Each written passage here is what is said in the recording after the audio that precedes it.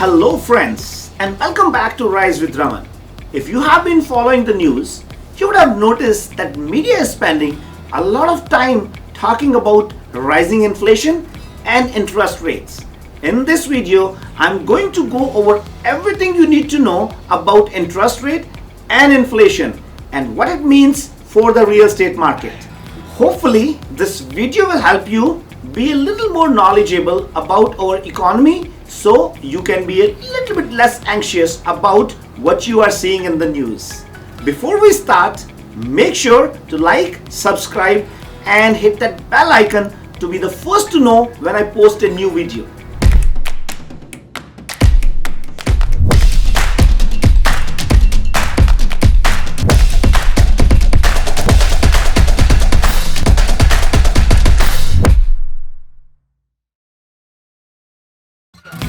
Let's start with inflation. Inflation is a measure of how prices are changing over time. In Canada, the inflation rate is measured by Consumer Price Index, which measures changes in price of a typical basket of goods, which includes food, shelter, furnishings, clothing, transportation, health and personal care products, recreation, and alcohol. Canada's inflation rate has hovered between 1 to 3% for over the last 20 years, but has recently been accelerating, reaching 7.7% in May 2022. Why is inflation increasing? Canada and much of the world is seeing rapid price increase right now because the flow of goods, in other words the supply chain, has been interrupted due to overseas COVID-19 lockdowns and the war in Ukraine, coupled with extremely high consumer demand for goods as we re-emerge from the pandemic. High inflation is expected to continue for at least the rest of the year. Governments don't like it when the cost of living increases faster than the wages. They like low and stable price growth. One of the fastest way for them to control inflation to encourage people to save money instead of spending it. And governments do that by increasing interest rate.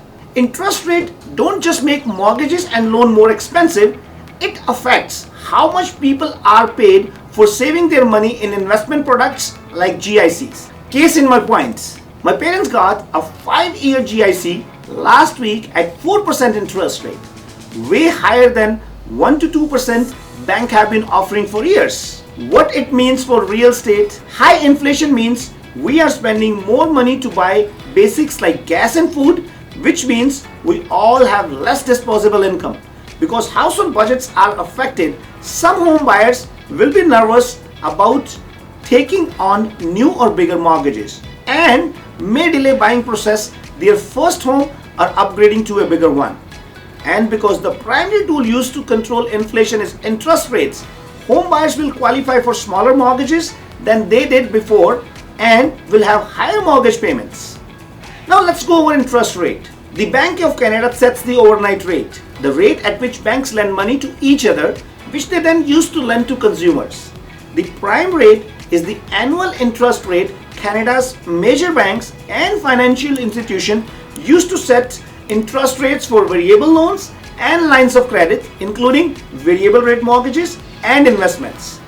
That prime rate is based on changes to the Bank of Canada's overnight rate.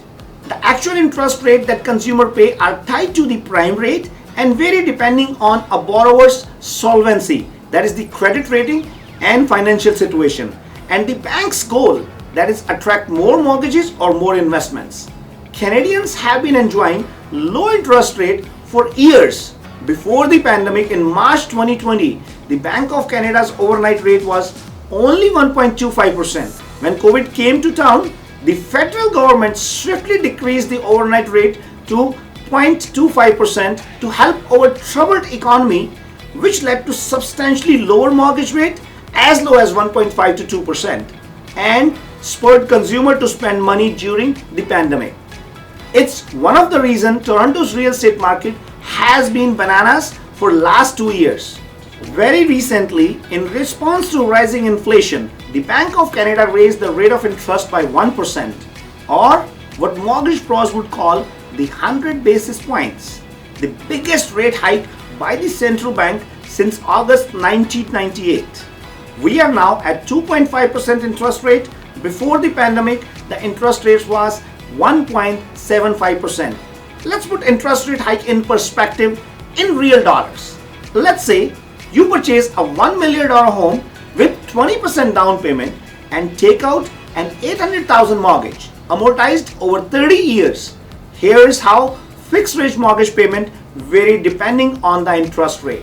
With an interest rate of 2%, your mortgage payment would be $29.53 per month. With an interest rate of 3%, your mortgage payment would be $33.64 per month. With an interest rate of 4%, it will be $3,804 per month. And with an interest rate of 5%, it will be $4,269 per month. With 6%, it goes as high as $47.58 per month. That should give you an idea of just how much of an impact a few percentage points have on your mortgage. So how do interest rate affect home buyers? Interest rate hike increase monthly mortgage cost. A 0.25% interest rate hike translates to an extra $13 per month for every $100,000 of the mortgage. The interest rate affects how much money you can borrow. Lenders have very strict rules about how much money they will lend. So higher interest rate results in lower purchasing power. Your bank may have been prepared to lend you $600,000 when interest rate was 2%, but at 4%, your maximum home budget will almost definitely decrease. Higher interest rate sometimes lend to increased buyer activity. Aspiring homeowners with mortgage pre-approvals at lower than current rates are motivated to buy before their rate guarantee expire. And buyers who expect higher interest rate in the future may choose to buy now while their carrying costs are lower. Higher interest rate sometimes lead to lower home prices, but they also lead to increased monthly cost. If you are waiting for prices to fall before buying, be careful. It might end up costing you more over time. Pro tip: if you are thinking of buying in the next 12 months, get pre-approved and locked into a mortgage right now. Interest rates are going to be up for a few months due to the economy, and if they do, you will still get the lower rate. Most mortgage pre-approvals are valid for 90 up to 120 days. So you will probably need to repeat this exercise every 90 to 120 days until you buy. That's how interest rate affect home buyers. But how about home sellers? Past interest rate hikes in Toronto have resulted in increased short-term buying activity, usually for a month or two, as buyers with locked-in rate from before the hike accelerate their purchase timeline. But the biggest factor at play in the real estate market right now is buyer psychology, and that is almost impossible to predict. If buyers think rate will continue to increase, they may buy sooner rather than later to take advantage of today's lower rates.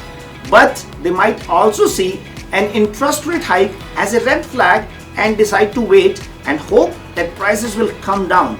How does it affect homeowners? If you already have a mortgage, you might think interest rate hike don't affect you. Wrong. When you first got your mortgage, you made a few important decisions. Your amortization period, which usually is 25 or 30 years. Mortgage terms, usually between 1 to 5 years.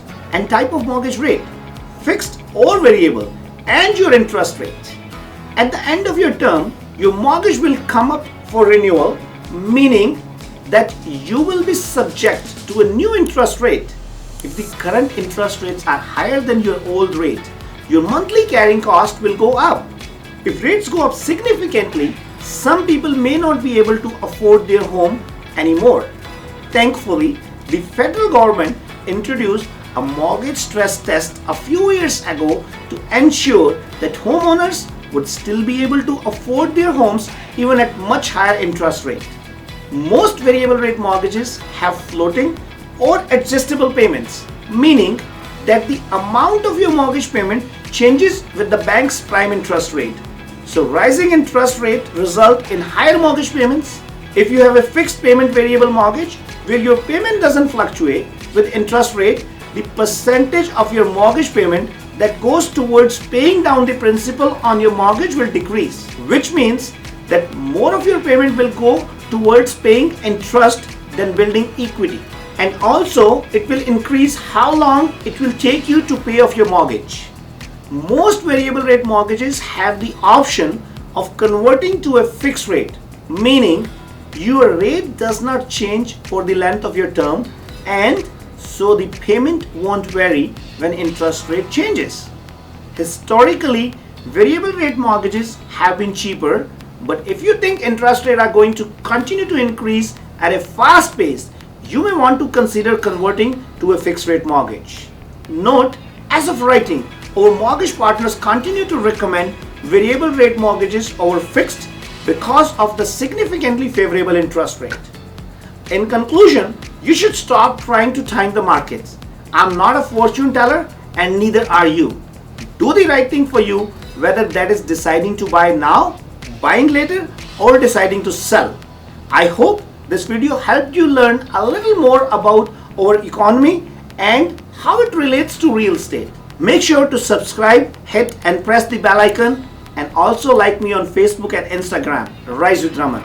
Thank you very much.